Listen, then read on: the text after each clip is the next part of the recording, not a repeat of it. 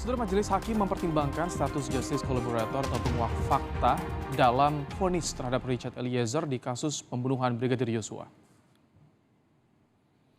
Hakim juga menilai keberanian Eliezer mengungkap kebenaran walaupun berisiko harus diapresiasi. Dalam putusannya, Hakim juga mempertimbangkan pendapat dari ratusan akademisi yang meminta keadilan bagi Eliezer sebagai penguak fakta. Dan merasa mendapat tekanan berkaitan dengan permohonan amicus curiae terhadap perkara terdakwa Richard Eliezer. Sebaliknya, memandang sebagai bentuk kecintaan pada bangsa dan negara, khususnya dalam penegakan hukum, sehingga para pihak baik lembaga maupun aliansi yang mempresentasikan harapan masyarakat luas terpanggil menyampaikan keadilan yang dirasakan dan didambakan ditegakkan, khususnya meninggalnya korban Yosua telah dikepung berbagai pihak yang mengakibatkan gelapnya perkara, sehingga kebenaran dan keadilan nyaris muncul terbalik.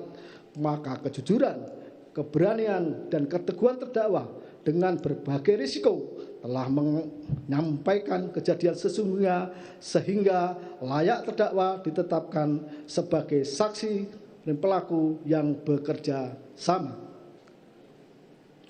Justice collaborator serta berhak mendapatkan penghargaan sebagaimana ditentukan dalam pasal 10A. Soal status penguak fakta yang dikabulkan oleh Hakim terhadap Eliezer, kita akan bahas bersama dengan Wakil Ketua LPSK Edwin Partogi Pasaribu. Selamat petang, Pak Edwin. Selamat petang, Mas. Baik, Pak Edwin, kita tadi menyimak pertimbangan dari Hakim, kemudian yang meringankan, memberatkan juga. Bagaimana secara keseluruhan LPSK melihat vonis terhadap Eliezer? Ya, tentu kami menyambut gembira ya, mengapresiasi setinggi-tingginya kepada Majelis Hakim yang sudah memberikan putusan dengan mempertimbangkan posisi Eliezer sebagai justice collaborator.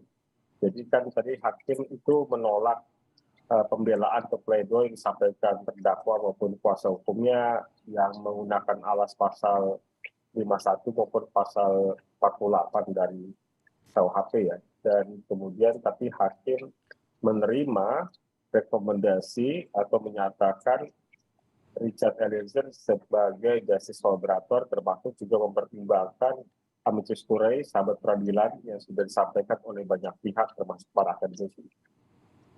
Baik, soal JC ini kan ada perbedaan pandangan dengan di tuntutan jaksa sebelumnya. Bagaimana LPSK melihat? Karena jaksa juga belum menentukan sikapnya banding atau tidak ya, Pak Edwin? Ya, pertama yang saya sampaikan sebaiknya jaksa tidak perlu melakukan upaya banding karena apa yang diputuskan oleh Majelis Hakim sudah sesuai dengan peraturan perundang-undangan. LPSK, kejaksaan, pengadilan, polisian, ya semua kementerian lembaga adalah pelaksana undang-undang. Ya. Dan apa yang menjadi reward atau penghargaan buat justice collaborator juga diatur dalam undang-undang. Sebagaimana sering kami sampaikan, rewardnya adalah dipidana paling ringan di antara terdakwa lainnya. Ya, jadi sudah masuk ke poin itu bahwa pemidanaan atau vonis hakim adalah pidana paling ringan di antara terdakwa lainnya.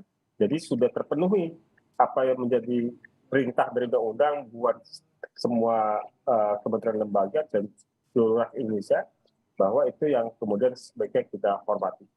Oke. Tadi kita lihat visualnya pasca persidangan LPSK langsung mendekati Eliezer. Jadi saat ini, Pak Edwin, apa upaya dari LPSK untuk melindungi Eliezer setelah mendengarkan vonisnya? Sampai kapan akan dilakukan, Pak Edwin? Ya, kita sudah melewati satu fase 6 bulan pertama, dari sejak bulan Agustus sampai dengan bulan Februari ini.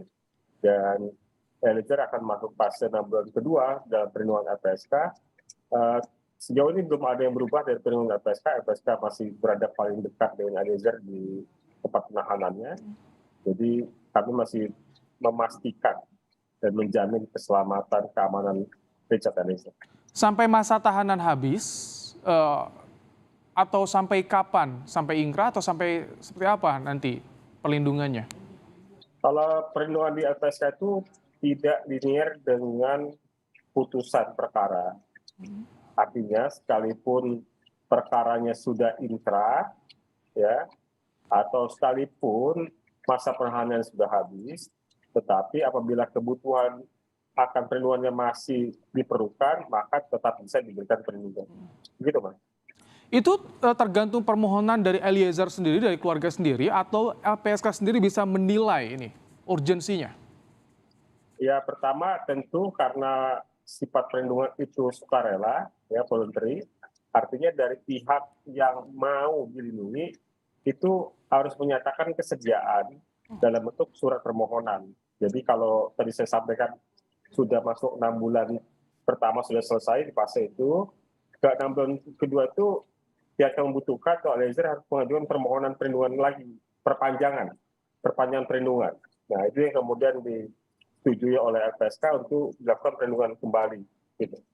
Nah, di sisi lain, selain ada kemauan atau kehendak dari pihak yang ingin dilindungi, di sisi lain LPSK juga punya mekanisme monitoring untuk melakukan penilaian apakah perlindungan itu masih dibutuhkan atau tidak. Jadi kan, Mas? Oh, baik. Terima kasih Pak Edwin Partogi, Wakil Ketua LPSK, telah meluangkan waktu dan menyampaikan informasi terkini dalam program Kupas Petang sore hari ini. Sehat selalu Pak Edwin. Sehat selalu.